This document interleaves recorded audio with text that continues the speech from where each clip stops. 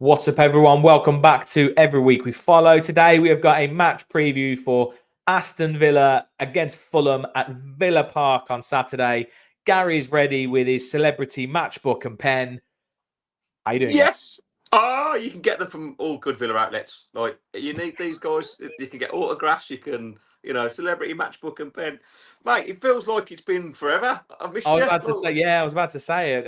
When was the last one? Oh, it was the post apocalypse FA Cup video. Season over. And black cloud raining. Like, yeah. That was great. I don't know. It's an interesting game, this one, because before the City and Palace games, even before the Palace game, I was kind of sitting there going, "This is just a run of the mill game. This is a run of the mill. Just we'll win this one. Like, this is one of those bankers. The home games will win. The away games we'll try our best in." Yeah. Now with this, I just don't know how much is going to be sapped out of the players out of that after that Palace game.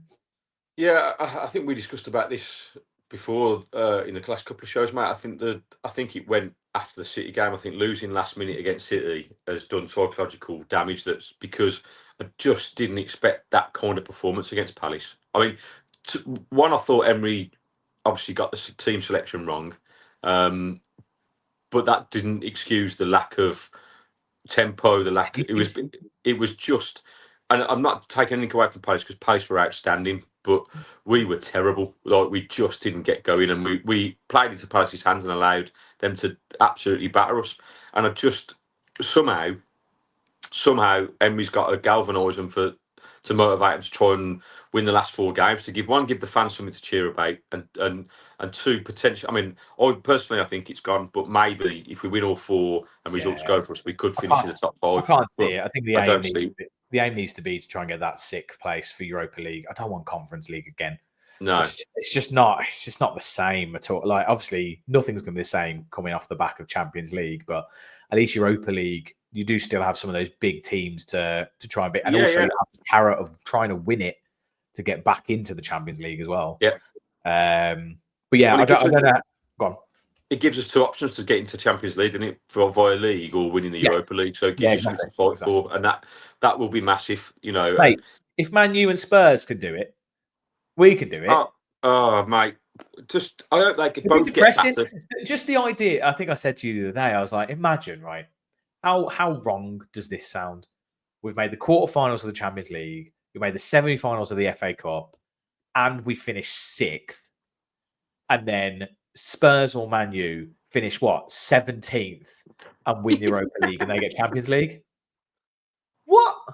Like, mate, I don't know. I know it's complex and it's not something that would ever happen. No. They should have some kind of like points-based system or something, like based on like competitions you're in and all this kind of shit. Like, I mean, I guess that's the beauty of, if you look at Man United, Spurs obviously finished 5th last year and deserved their place in the Europa League, but have been crap this season. It's hard to win a cup, right? It's really hard to win a cup. I mean, we've seen that. We didn't win the Conference League last season either. And Man United did that by beating City, and that's fair enough. But obviously, you just go on the form and how bad they've been. And the fact they've even got to the semi-final of a major European trophy is mental. So I also hate it because I feel like, even though Man U, I feel like they could do anyway because they're Man U, it gives them an opportunity to rebuild. It gives them an opportunity to try and kick on next season if they get in the Champions League or something, because they can attract that talent. Whereas if they're in Europa League again and they've finished like 16th or whatever it is they could finish. I mean, obviously, I think Man U have got the pull because they're Man U, whereas Spurs, they don't have the pull at all. Not with Ange at the helm either. Well, mate, I think out of those 2 teams, it will be Man United who are going to win it rather than Spurs. Spurs will be Spurs, and I think Ange needs to go and have like a long summer rehab, mate, and look back through his press kind of comments and just go, fuck it. He needs help, mate. Like, the club should be going, look, this guy needs help. He doesn't look good, does he, at all? It doesn't look good, mate. Please help him. Like, I'm not even a Spurs fan, but help the Postecoglou because he's about to have a breakdown. Nobody wants to see that, mate. But anyway, enough about Spurs and Man U. So Fulham, as I call them, and I might have put on the thumbnail, I'm not sure. I might put it on the title. It's just made me laugh. Bunch of happy clappers. They're a bunch of happy. They are just a bunch of happy claps. Honestly, they. So I used to live I used to live about 15-minute walk from Craven Cottage. Lovely part of the country. You know, lovely. I used to live in Putney. Most people like anyone who knows London. It's like it's not London, even though it is kind of. Yeah. But it's just I used to go to a few Fulham games because I knew someone who had a season ticket, and it's just crap. It's just like, oh, it's a nice day out. Let's get It's joy. just Oh, crap. what do you want? Yeah, it's like, what do you fancy doing today? Oh, let's take a picnic to Fulham. You know, let's go to the game and we'll sit there and have ham sandwiches. And honestly, it's shit. Any team, and I don't know who. And if it I all don't care gets who too you much, are, mate, you can sit in the mate. neutral zone. Any team that has to have a neutral stand can fuck off. Like, honestly, it's a joke. And like I think you said before this, you were like, why would you support them when literally 5 minutes down the road you got Chelsea?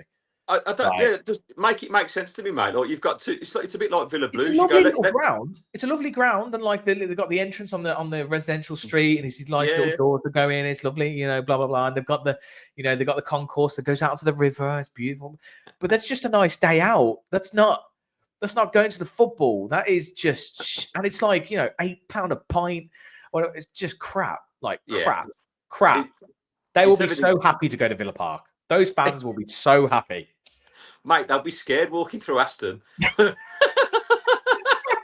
be like, I've got my picnic on me. It's going to get stolen. I mean, being slapped with a cucumber sandwich by some sort of like that from a guy from the chip shop. Yeah, they're trying to park near the ground in their Bentley, and they're like, "What the? Oh shit! Where are my wheels gone? My wheels are gone."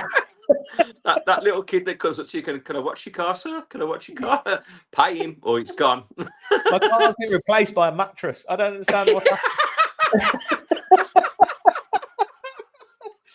Oh, anyway, and just on this, before anyone jumps in the comments and says we're slagging off Aston or whatever, it's all banter. It's just jokes. It's all banter. We don't, you know, it's all fine. But I mean, also, there's a little bit of truth to it. Just have a little walk around Aston and see what furniture you can spot. Honestly, I swear, the amount of times I walk to Aston, I'm like, if I was moving house, I wouldn't bother getting anything off like any sites or anything. I'd just go to Aston and just pick up freebies. You get a whole kitchen. You get fridges, you can get dishwashers, you can get sofa, everything. It's all there. Anyway, the joys of Aston. But yeah, I can't call this one. I can't call this game. I feel like I should, like I said, and I think it's going to be interesting at home how much the fans can get up for it, if they will get up for it, with the way the season's petering out. And also, I think if we don't get going early, the fans will get on their backs. I think. I agree, mate. I think. If you look at how dead Wembley was because of our poor organisation, I've read all about it, and you know, we just sounded flat, and that's not the fans' fault. I think that solely relies on the club of not doing what Palace did and making sure you get your hardcore, noisy fans behind the goal, getting it going. It was a mistake, and we looked a bit flat. Thankfully, Arsenal kind of outdid us with their tifo against the. So we're not the worst kind of team for tifo this week. So thanks Arsenal for that, because that was dire. But yeah, I don't know, mate. With how flat it was, and I think with how it feels like we've derailed the last 10 days, Villa Park has that tendency to be flat and can be. And we've got nothing to play for really now, apart from that 6th place. So it's going to be down to the players to get the crowd going. And if we don't start well, I think it's going to be like hostile. I think there'll be people turning, which is a shame. We need to come out. We need to come out all guns. And I actually think we'll get on to lineup predictions in a sec. It's one of those games where you probably want like a McGinn or someone to just get stuck in, straight from the off, just go and get stuck in, do something, just make this a game. Don't make this an end of season procession. Like, is that, and you say we haven't got much anything to play for. We have got stuff to play for. Obviously, we have. You know, we've got to make sure we get at least 6th. We don't want to end up in that Conference League again. When I say that, I mean compared to what we had 10 days ago, mate. You know, 10 days ago we were dreaming of Champions League we're recording semi-final and FA Cup final. Do you know what I mean? Well, and now we're recording this on the Thursday morning. There's a really, really, really huge game tonight with Forest and Brentford. That if Forest don't pick up a win there, it's back on. It's just kind of, and this is the thing. It's we need results. So fine at the moment, but we've just got to concentrate with these 4 games. We've got no other games. We've got nothing in between. We've got no cup distractions. We've got nothing. We've just got 4 Premier League matches that are all winnable. Fulham, Bournemouth, Spurs, and Man U. And it's like we have to go, to have any chance of getting that top 5. We need to go in touching distance against Spurs. We have to have some kind of. And I think, like you say, it starts on Saturday. Like I think we've won our last 4 games at home against Fulham, right? So yeah, that's right. So it's statistically it's for us. I think it all depends on now and how Emery picks the players up. And like I say, last 3 against Fulham at home. We've won our last 4 against Fulham home and away. Yeah. Okay. So last 4 and away, but we've done all right at home against them, and it's difficult because it's the busiest end of the season, and like I say, Fulham have got something to play for, so they're not going to come and roll over. They're not a bad side this year. I think we need to. But like you said, I watched a few of their highlights against Southampton, and that Southampton were unlucky. They're just Southampton. They Fulham, sucker point. Kind of, they came into it, but the Southampton were, Leno had a decent game. It seemed like they had a few chances. Fulham, it looked like they've re-signed Willian. Is their kind of like real driving force at the minute. Smith Rowe coming off the bench. And then you've got that man, Adama Traore, who just seems to never want to give up the ball. Just kind of keeps running with that ball.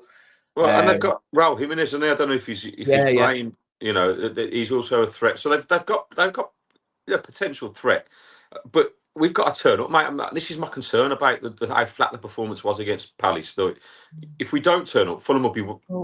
We'll have some joy, but if we turn up and we can play like we did against Newcastle, we should destroy them. Yeah, absolutely. And that's no disrespect to Fulham. That is just simply, if we turn. To be honest, if we turn up, there's very little teams in the Premier League that we wouldn't just batter because we can. It's just whether we actually show up properly. And the other thing that worries me, that this is probably the first time I've really seen it under Emery, potentially, is that little bit of unrest on the pitch with the players and stuff, like the Rodgers and Watkins kind of little spat and all this kind of stuff. And I'm just like, our players just getting their heads turned, and they're looking to get the season over and done with. Maybe just reading too much into it. And I don't want to think that, but this is it, mate. It's a concern. You see that, like you mentioned, that spat against Watkins, and it might be something of nothing, but it could be everything. Does it mean that Watkins is already got one foot out the door and doesn't really care? I said to you, is it a bit of Rodgers' immaturity? It sounds like they've had looks like they've had a bit of a spat in the dressing room. Watkins has then gone to shake his hand and be like, right, come on, mate, let's get on with it. Rodgers has gone, nah. And I'm like, you probably should. You're going into a second half of football of a semi-final at Wembley, and you're holding grudges, which you should be doing. Mate, absolutely, but other than that, unrest. I've just had a notification pop up right on my screen that says, from the Villa report, that says Emi Martinez and Leon Bailey looking for moves to Saudi. Now, shut up! No,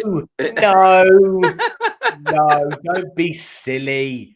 No, I'm not being silly. But what I'm saying is, Bailey, But what I'm saying is, this is the stuff that's going to be coming out now, and this is the distraction of taking away from what we're trying to stay focused, and if we can for the 4 games, I think we could easily win our last 4 remaining fixtures starting on Saturday, and we hope results go for us. But if our heads aren't in the game and we're distracted and it's not there, and players are looking at potential moves away, whoever it is, even that I think that Saudi thing's nonsense. But if they are in that headset, then we're going to be we could not win another game, because as winnable games as they are, like Bournemouth away, tough fixture, mate. No, you're right, mate. And Yeah, they're fighting for it.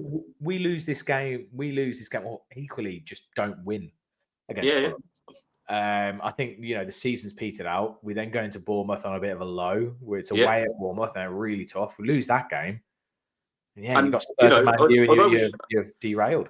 Although we should beat Spurs and Man U because they're crap, they are potential We just have a habit kids, of not. We have a habit of not beating them. When was the last time we won at Old Trafford? Courtney Hawes 1-0. What was that? Back in, that was 4 years ago, whatever it was. So, it's.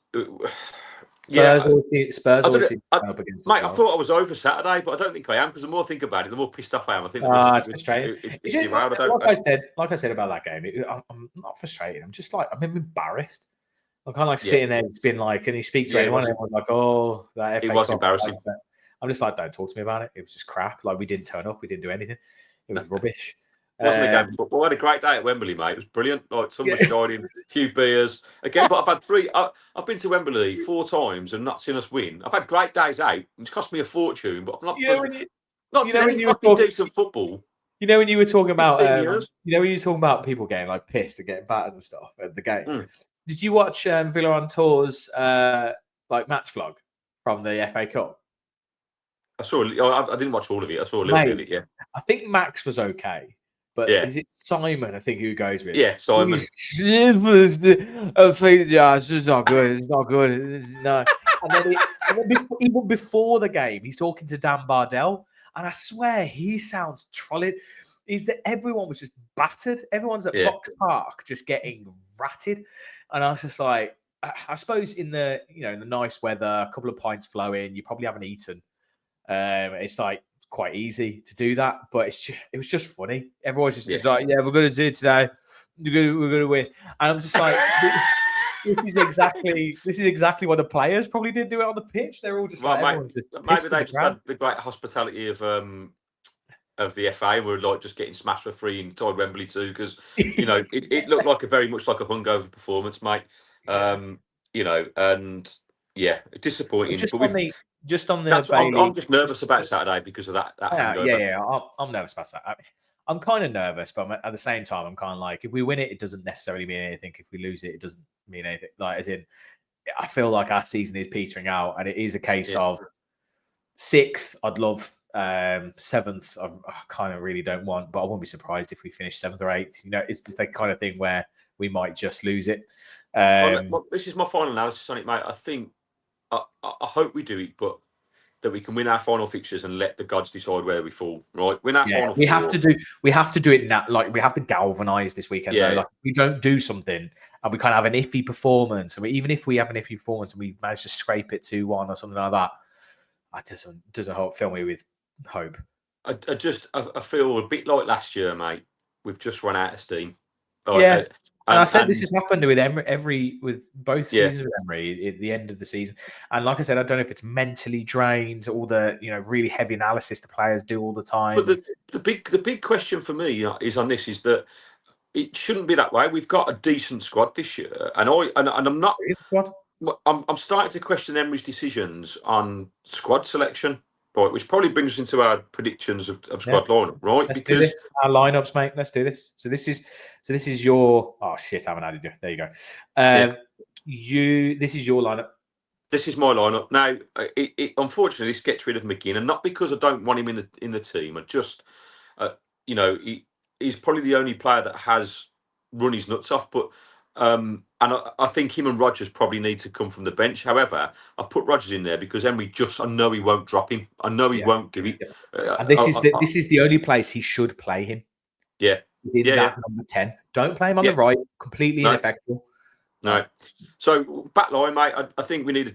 This is what I'd like to see for the final 4 games of the season, because I want us to attack teams. We've got to try and go and win the games. So fuck being defensive minded. Let's really push on forward. So Maatsen for me was unlucky not to keep his place, and even when he came on against Palace, he was the only one that was trying. Him and Bailey were the only ones trying to get him behind. Right. So start this motherfucker. Right. And the last 2 performances by Pau Torres. Right. He should never be near the squad for the rest of the season. I think he'd bring him off the bench fine, but he's been dreadful, absolutely dreadful. And Mings must be going Mate, what have I got to do? Because against Newcastle, Mings was superb. Matson was superb. I'd Yeah. like to see Garcia get some minutes, mate, because I think he could replace Cash. I think there's enough of a player in there from what I've seen in his cameos. If Marlon plays, then that makes total sense because Garcia will bomb on. Kamara or Tielemans will drop in. We'll drop in, yeah. That makes total sense because Marlon will go narrow and he'll pair up with Watkins. And I think Kamara and Tielemans are just a given for me, mate. I know they work great against Palace, but they weren't given much protection, and we allowed them to get swamped, and that's what Palace did really well. But both of them have been superb this season, and I think they need to start. For me, I think we have to. Someone put it in one of the comments, I think, in the Palace post match. We have to, if we're going to play Rodgers, we've got to play him in his main spot, and we've got to build the team around him. Yeah. So we've got to play him in that number 10. And yes, okay, Asensio had, him and Rashford have genuinely given us some hope this season. It was very much petering out. We were struggling. We didn't look like we were going to get Europe or anything. And then they've come in. We've gone a massive run. But Asensio's kind of dropped off a cliff a bit. Rashford's now out for the season. I'm like, look, unless we are signing Asensio, unless we are genuinely signing him full time, then we need to start. We need to play the players who are here. Yeah, 100%. That will be Marlon. That will be Rodgers. That may be Ramsey. Watkins is our only option up front. So we need to actually start playing these players regularly. Yeah. And the whole Mats and Dean thing, I still find it a bit weird. And I feel like we've said before about a back four having like a communicating, like working together and getting that kind of rhythm and a consistency between them. And you don't change a back four. And I'm like, if this is the back four, Cash and Garcia are always a little bit difficult. If this is your back four, just play it. Just play it week in, week out. And these 4 games, there's no midweek games. There shouldn't be any rotation. Yeah. I think Spurs might get moved. But just play a consistent fucking 11. These 4 games. I agree, mate. No, because for me, I had this debate with someone yesterday about this rotation nonsense. Because obviously Emery's come out publicly and said, like, it's to keep players fresh, which you understand if you're changing different players each time, but you're not. You're just rotating the same players. Like, so you Tielemans, Kamara, Rodgers, all them just play every game. But this change in the back four, mate, no, I don't agree with it. And I think after... I don't agree with... I'll tell you where I really don't agree with it is at 60 minutes, 70 minutes.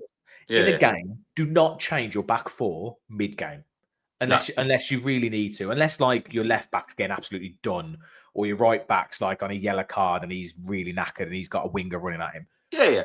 No, you make changes according to how the game's going. So you're looking at making 1 or 2. That's fine. But if we can, like, for me, this is where Emery's gone wrong this season. I'm telling you, and I really believe this, if we'd have kept the same starting lineup against Man City that beat Newcastle, I think we would have won the game, right? And then you go into that Palace game on a fucking high, right? And I think if you start with the same team again and you go at Palace, right, and don't play this ticky-tacky football out the back, which I know that's the way that Emery likes to play, but against certain teams it doesn't work, and it didn't work against Palace, and it won't work against Fulham. I think the thing with that is, and everyone always talks about this, and they're saying, "Oh, it's a time to play," blah blah blah. I'm like, look, I think it's the way we want to play.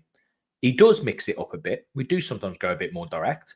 But we did against Newcastle, mate. We put it does happen. And that was perfect.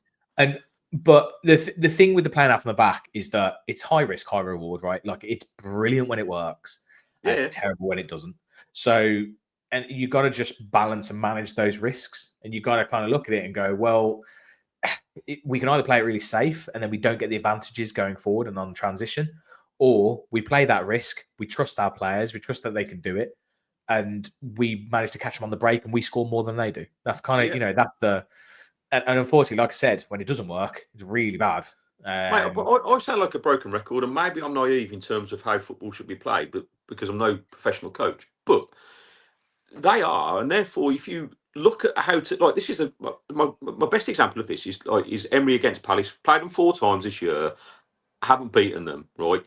Why would you play exactly the same way against them, knowing it don't work? I don't understand that. I don't get that. He obviously had a plan, and he's obviously had this plan every time. And like, he's entitled to make mistakes. I get it, but certainly you learn from those mistakes. So, again, if we go back to the City game and against Fulham now, if they are going to allow you to go 1v1 with your striker, right, against, well, not even, like, if you look at City, they're not their first choice centre halves, then fucking hit balls long and put them under pressure. Like, get Watkins isolated 1v1 and do it. Like, even if you go think back right at the start of the season when we played Bayern and Bayern did it, we didn't do it till the second half, till Duran came on, and then we score straight away. Like, how are you not seeing what teams are doing? City, though, I feel like we didn't set up or play that game to play to our strengths. We set up to try and nullify their strengths. And unfortunately, the thing with Palace at the moment is that it can be a multitude of factors. It can be that we didn't set up right. It could also be that they just have our number and they're so confident when they play us that they know they're going to get at us. And it's just like... Mate, I'm not taking anything away from Palace. I thought they were sensational. Like Eze, Mateta, Adam Wharton, like Sarr were brilliant. But we didn't. We played into their hands, and for me, the team was wrong. Rodgers out on the right, Asensio not working. Torres instead of Mings against Mateta. Mistake. I said that before the game, mate. I went live and said that before Mings, the game. We thought Mings was an absolute guaranteed starter. We were this is the game where Mings has to play 100% up against Mateta, and then you've got Sarr and you've got Eze and you've just got pace. You don't want Torres in there, and it was baffling. But anyway, that mate, I'm blocking it from my brain. It's not a thing. It didn't happen. It was a pile of shit. I never want to talk about it ever again. Okay, fair enough. I'll shut up. It's just like Arsenal 4-0. Never talk about that again, do we? Can't, mate. Exactly. Not talking about that. Not talking about it. And that was a final. That was even worse. Like, that was terrible. I know, but I didn't think it was going to get worse, mate, and it was. It was worse. It got worse. I remember City as well, with Samatta scoring a header and giving us false hope. Anyway, trips to Wembley are not for me, mate. I'm a curse. I shouldn't go. It's it's an absolute mistake. It just cost me loads of money, and I never see us win. So I just on this lineup. So I think it's not the player he was, but I have a feeling he might play Dean just against Traore up on that wing. That's the only change I would make here. Because Dean has had Traore in his pocket his entire career. Whenever we see him play Fulham, he seems to just have him every time. I understand. We talked about this before, mate. Like this is what I want my lot to be, not the prediction of what I'm going to think. I just don't know. This is completely different. We're going to look at it on the match review of like how many times has the lineup actually been anything like what we expect it to be. Yeah. And it'll just show that me and Emery have got very different footballing brains, and he's where he is, and I am where I am. Do you know what I mean? Like it's absolutely fine. But I'm coming for you, Emery. The Villa job will be mine. No. Hey, look, that guy playing Football Manager did it, didn't he? In France, whatever his name is. He was on Monday Night Football a couple of weeks ago. Like he's letting us believe. He's letting us dream, mate. Don't even need qualifications. Clubs will just pay fines, for my knowledge, obviously. Right. Anyway, that's just a joke, everyone. By the way, don't start coming at me like it's like oh dear Lord. Yeah. Let's hope that. You know what would be funny is if you just suddenly decide, let's rest Rodgers. It's like, what the fuck? We've now got the last 4 games of the season. You decided to rest the fucker. If he does, I'm going to go and throw my pad at him. I'm going to go and fucking Emery, what are you doing? Yeah. Literally throw the book at him. Yeah. Anyway, right. Onto our predictions. So, Harry, you've got your celebrity matchbook and pen. I've got my pad here. We're going to write down our predictions, and then we will show them at the same time. We need to note these down to work out exactly what ones we have got right. I think there's been a few. I think there's been a few like kind of not correct score, but the result's been correct. Right, yeah. I know what you're saying. Right. And if you're still there, if you pop in the comments, let us know if you'd be interested in a league predictor next season. We're thinking about doing like some kind of actual like league around that, where you get points, and at the end of the season you can get you might be able to win something or get some merch or get some kind of prize. We are currently like waiting on a potential prize this season, but it might be something that we look to save into next season potentially. Yes, on that, I did a message to you yesterday, mate, and I haven't heard anything. So I'm not hopeful. I think we just need to do that episode and forget about because otherwise it's going to be becoming on. And if she comes back to me, then she comes back to me, and we'll take it from there. But, right, what am I going for? Okay, I've got two results, mate, but this is my heart result. Okay, right. Okay. 3, 2, 1. Yeah. Yeah, this is my hope. I almost wrote 1-1 just because I was going to put my God. Mate, this is why we're doing a podcast together. That's exactly what I was going to put 1-1 because I think what my heart says I don't want to bet against us, so I'm going 2-1 Villa. Yeah. But my head says after Saturday and how deflated we looked, and with the City game, I just think it depends. I think it's going to be a draw. I do in my head. We spoke about it before. We talked about the head-to-head, and we've got a really good record against Fulham. We've won 6 of our last 7. That's basically since we came up from the Championship. Obviously, we had that terrible playoff final loss. We got knocked out of them in the League Cup as well. And then when we were in the Championship, we actually had a bit of it was hard. It was lose our away games, win our home games. Yeah. But like overall, so against Fulham, for instance, Villa have won 29, Fulham have won 26, or we drew 22. So it's actually relatively even Stevens. But in recent times, over the last 3-4 years, we've been dominant over them. Well, I just hope, mate, that Emery's managed to get into them. We've got to forget. I tell you what, that game tonight, if Forest lose, that's got to be players might be a bit buoyed. They might be like, right, we can Champions League. Let's do this. Because everything, like we said, even as fans, we're kind of like sitting there going, "Oh, Europa League," which is ridiculous, right? Which is ridiculous. Can you imagine if you're a player? Can you imagine if you're a player? You're sitting there going, "Yeah, I was up against PSG, and now I'm playing against." It takes you back to, I don't know if you remember when we got Conference League a couple of seasons ago. And it was amazing. Right, but there was video footage of Jacob Ramsey on the coach going. He's like, "Why are you celebrating?" It's Conference League. Yeah, mate, this might be a similar just European football for us, you little twat. Well, what's hilarious is that in this season, I don't know how the players are, but it might be the other way. It might be that all the fans are like, "Oh, Europa League," and they're like, "We got Europe." Who knows? Well, that'll probably bonus related, mate. If they hit the Europe, exactly. I don't know. It's we said that there were going to be massive games every week. Game. And we've crashed at 2 massive hurdles, and so now it's just whether he can get the players up. We've talked about timing, and unfortunately, and it looked like we were going to be that team. We were that team that were doing that late push, and we were going to get momentum at the right time. And then we did get it, and we started to get hope, and then unfortunately we just fell off a cliff. It looks like I genuinely believe after that Newcastle game, because I didn't expect that result against Newcastle. We're the team. If anything, we thought it was going to be the other way around. We actually thought, okay, we might not beat Newcastle, but we need to beat City. And I think as well because City were faltering and Newcastle were flying. We were like, you know what? Actually, we need to beat City. And that's where it went wrong, mate. Because I think Emery went to City going, we're playing for a point. We just need. Well, I will say, I think a point would have been a brilliant result. And I actually think a point was what we needed.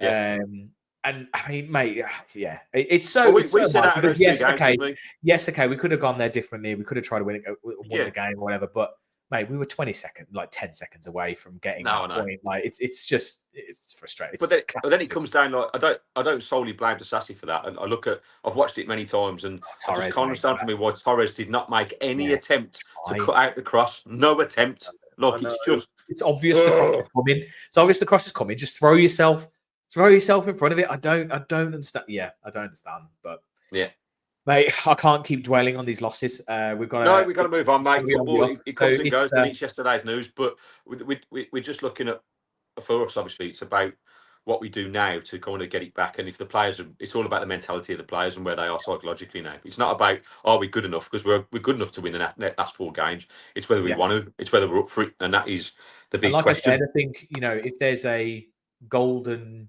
if the stars align and Forest don't win today, we win on Saturday. And we're the early kickoff, by the way.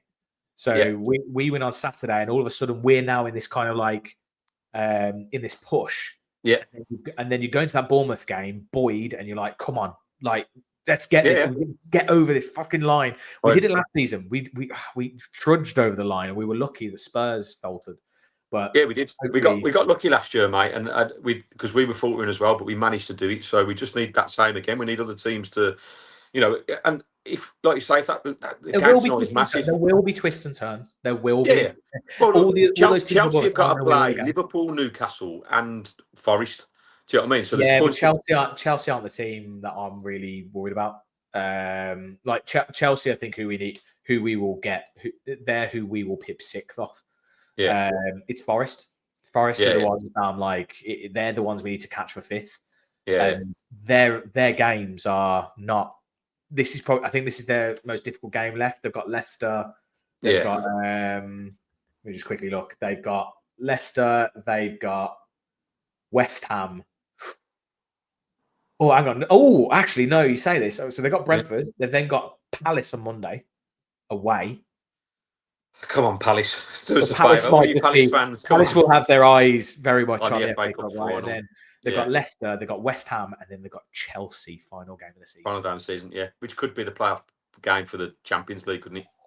God, you just filled me with hope. Anyway, that'll probably do us for this one. We will be doing a match review probably on Saturday afternoon after the game towards the evening. I will be live from Derby, mate, after the game because I'm not going the game. This because my daughter is playing Burton Albion on Saturday morning at Saturday afternoon at 1:00, which just obviously smashes into the Fulham game, which is annoying. Is that definitely happening, by the way? Is that definitely happening? It's definitely happening. I got it confirmed yesterday, so I'm going to miss the Fulham game, which is annoying. But I'm going to watch it on my phone, like I'll be watching live, so I'll have it, but watching both. And then after Ava's game's finished, I'll go live and we'll have a bit of a chat on TikTok. So join us on TikTok live for that, and we can get you instant reactions. And then when I get back from that, we can go and do do another show. Nice, awesome. Well, as always, guys, if you are new here and you love this, do hit that subscribe button, hit those little notification bells. Yes, it helps us massively. Like and subscribe. You get told when we go live. And always, if you like this, give us a like. Let us know your thoughts down below. Are we going to get Champions League? Has it completely gone? Are we going to beat Fulham? Are Forest going to lose tonight? Whatever you want to talk about. What's your favourite sandwich? Who knows? Happy clappers. Happy clappers. Let's talk about them happy clappers. Anyway, guys, have a good rest of your day, and I'll catch you in a bit. Every week we follow the boys in claret and blue. Peace and love.